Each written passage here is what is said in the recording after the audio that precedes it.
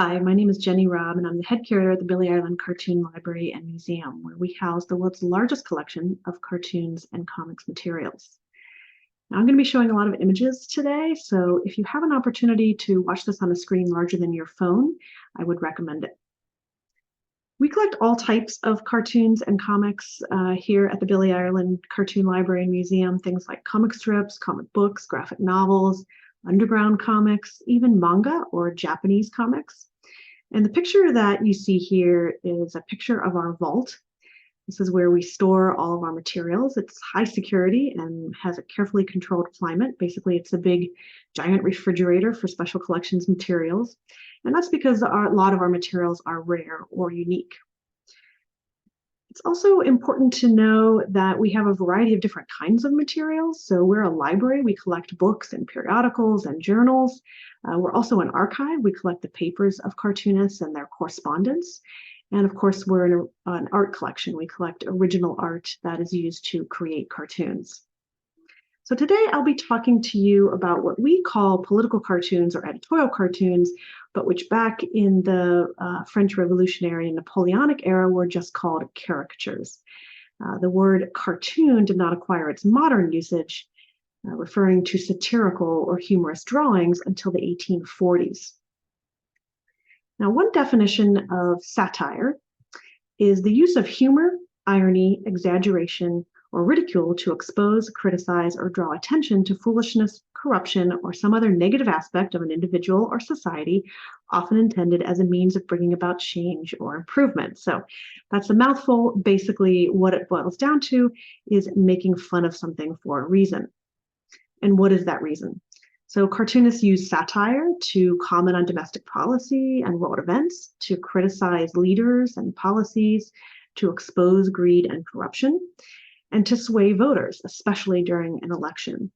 And in the case of many of the British cartoons from this time period, they were actually used to bolster British patriotism and feelings of nationalism, and even to encourage men to volunteer for military service.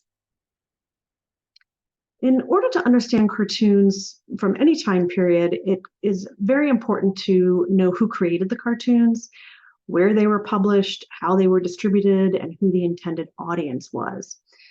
Historical caricatures can be particularly revealing because they reflect what was happening in society at the time they were created, what people were laughing at, what they were afraid of, what they were talking about. Evidence that goes beyond just what the original message was of the original cartoonist. And also keep in mind that cartoons are a form of political rhetoric. They have a specific point of view, and they seek to persuade readers to agree with that point of view. In order to do that, editorial cartoonists have many tools that they have at their disposal, and they use these to communicate their messages and their ideas. So I want to just go through some of the most common ones that you'll come across. These are probably things that you have learned about already, but this is review, but we want to think about them in the context of cartoons. So the first one is caricature, and this is a more modern a more modern narrow definition of the word caricature. In this case, it means the drawings of public figures, specific people, in which certain physical features are exaggerated.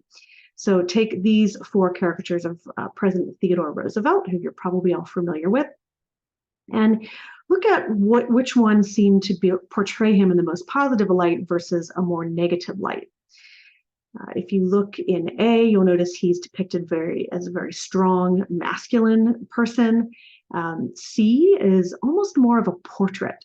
Notice the lack of exaggeration of features there. So those are both more positive portrayals of Roosevelt. And then, of course, in B and D, you can see there's a lot of exaggeration, his toothy smile, his mustache. He's depicted in D even as a child who's playing at war, riding a toy horse. So right away, you can get an idea. These are characters taken from larger political cartoons about what the point of view of the cartoonist is by looking at these caricatures. Let's take a more contemporary example. I'm sure you all recognize former President Trump. And you can see the very different way that Antelnius has portrayed him versus Ben Garrison. When you're looking at caricatures of public figures, you want to look at how the cartoonist has depicted their posture, the coloring that's used, which features are exaggerated, how much they're exaggerated or not exaggerated. And again, that can tell us a lot about point of view. So looking at the time period that you all are studying, we have a couple of caricatures of Napoleon Bonaparte from 1803. This is a time when a lot of people in Britain were very much afraid that Napoleon intended to invade. So here we have a more positive portrayal. His features are not exaggerated. He's depicted as being the same height as the other Londoners. In fact, this cartoonist is sort of lampooning the British people who are interacting with Napoleon in London rather than Napoleon himself. And compare it to this cartoon where Napoleon is shown as very diminutive, barely being able to fit into his giant boots and his giant hat. So a much more negative portrayal of Napoleon. So the second tool that we'll talk about is stereotypes. These are formulaic images used to represent particular groups. Now, there can be positive stereotypes. I'm sure you can think of some. But many stereotypes that we encounter, particularly in historical cartoons, tend to be more negative to varying degrees. After all, the artist is using ridicule and satire. So this particular cartoon is by Thomas Nast, the most famous US political cartoonist of the 19th century. And if you look at the title, it says the usual Irish way of doing things. You see here he's depicted an Irish person in a very, what I would say is viciously stereotypical way. You can see he's shown as a drunk. He's got a rum bottle that he's holding that's empty. So he's clearly drunk it. He's violent. You can see he's got sitting on gunpowder, and he's got a torch there that he might set off that gunpowder. But if you look at his face in particular, you see that he's really almost animal-like, almost ape-like. So this is a pretty negative stereotype of Irish people, particularly Irish immigrants, and in this case, Irish Catholic immigrants. And it's offensive. I'm sure if you were an Irish person at this time and you saw this in a mainstream publication, Harper's Weekly, which was distributed pretty widely in the 1870s, you would be offended. And still it is offensive today, but it is important to understand these stereotypes because it tells us something about the status of the type of people that are represented here, the challenges they faced, the problems they encountered, how they were regarded by other people in that culture or that society. So these are some stereotypes, or much more gentle stereotypes of different types of people in London society in the early 1800s. So we have here the older gentleman who's kind of stooped over. We have the jovial, overweight lady. We have a disabled person. There's a woman there who's clearly fashionable and upper class. There's even a person of color. So the message of this cartoon being that people of all walks of life, all different types, can enjoy looking at caricatures in the shop windows. So the third tool that we'll talk about is symbols. I'm sure you know that those are pictures that represent something else by tradition. So here we have an elephant and a donkey and a moose chasing after a voter. This is from 1912, and a cartoon actually from Columbus, Ohio. And you probably know that the donkey represents the Democratic Party, the elephant represents the Republican Party, and there was a third party in this election, and that was the Bull Moose Party. You probably know this because you learned it at some point along the way in your history classes, and that's an important thing to know about symbols. They are culturally specific, and they're also specific to particular time periods. So something that means something in one culture or in one time period may not mean the same thing, or may mean nothing at all later on. So that's important to know when you're looking at historical cartoons, is to understand what symbols were being used at the time. So let's just look at some that would have been used during the Revolutionary era and the Napoleonic era. This is a symbol for the country of England or the people of England. It's John Bull there in the center. Symbols also sometimes evolve over time. He started out as a laborer everyman and gradually became more of a gentleman. This is another depiction of John Bull, much more grotesque. So again, a little bit of a different interpretation, a different point of view. Sometimes countries are symbolized by animals. So for example, if you see a bear, that's usually a symbol of Russia.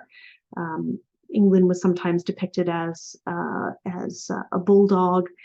So you want to keep in mind that sometimes countries are depicted in different ways, not just as people. You'll also see this symbol a lot. This is the red cap or the Phrygian cap. It's a symbol of liberty or liberation. It was originally worn by freed slaves in Roman times and subsequently is identified specifically with French revolutionaries. Liberty also sometimes depicted as a female, as a woman. There she is with the Phrygian cap. And you also see the symbol of the tricolor cockade or a rosette or ribbons, and they're usually red, white, and blue from this time period. That also is a symbol for French revolutionaries. Here's a good example of a cartoon that makes use of some of those symbols. We have French liberty here, an emaciated Frenchman with the red cap and the cockade. And then, of course, comparing that with British slavery and slavery here, of course, not the way we interpret slavery, but more a meaning of servitude to the monarchy. In this case, obviously, James Gilray, the cartoonist from 1792, giving his point of view that he would probably rather have British slavery than French liberty. Napoleon is often shown with a bicorn hat and a military uniform, and the bicorn hat usually has the tricolor cockade on it as well. And on the right, you see another interpretation of John Bull. And of course, the guillotine became a disparaging symbol representing the reign of terror and the chaos that happened during the French Revolution. So another tool is allusion. Allusion is a reference to something not specifically mentioned, such as a work of literature, a popular song, a film, a work of art. In this particular case, this is a cartoon from the 1990s. It's an allusion to the nursery rhyme Humpty Dumpty. You probably know Humpty Dumpty. Humpty Dumpty sat on a wall. Humpty Dumpty had a great fall. Allusions are also culturally specific and specific to time periods. The cartoonist here is assuming a common knowledge with his or her readers. The cartoonist here assuming that you would know what Humpty Dumpty is, and that's how you would be able to interpret the cartoon. So it gets a little harder for us to understand the allusions when we're looking back further in time. So during the era that you're studying, you'll see a lot of allusions to the Bible, to biblical stories, to Shakespeare, to classic mythology, like this one referring to the fall of Icarus, where, if you didn't understand, if you didn't know that story, if you didn't know that mythology, you probably would be confused as to what is going on in this cartoon. This is another example that's an allusion to a work of art. So here's the cartoon. Which I don't have time to explain, but it's referencing a work of art that the cartoonist assumed that his readers would be familiar with and would get the allusion, would understand it. Sometimes cartoons are actually alluding to previous cartoons. So I showed the Harper's Weekly cartoon of the usual Irish way of doing things, and that's actually an allusion to an earlier cartoon published in England that you can see here. Analogies, another tool. These are a comparison of two different things that are alike in some way. So in this example, a presidential election is being compared to a boxing match, basically transferring the meaning of one thing to another thing. This is also called a metaphor, particularly in literature.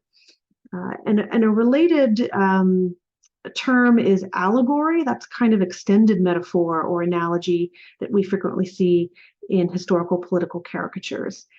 This is a representation of an abstract or spiritual meaning through concrete or material forms, where the figurative treatment of one subject under the guise of another. So if you think about it in literature, you can think about the story Animal Farm, if you're familiar with that, which is an allegory about the Russian Revolution.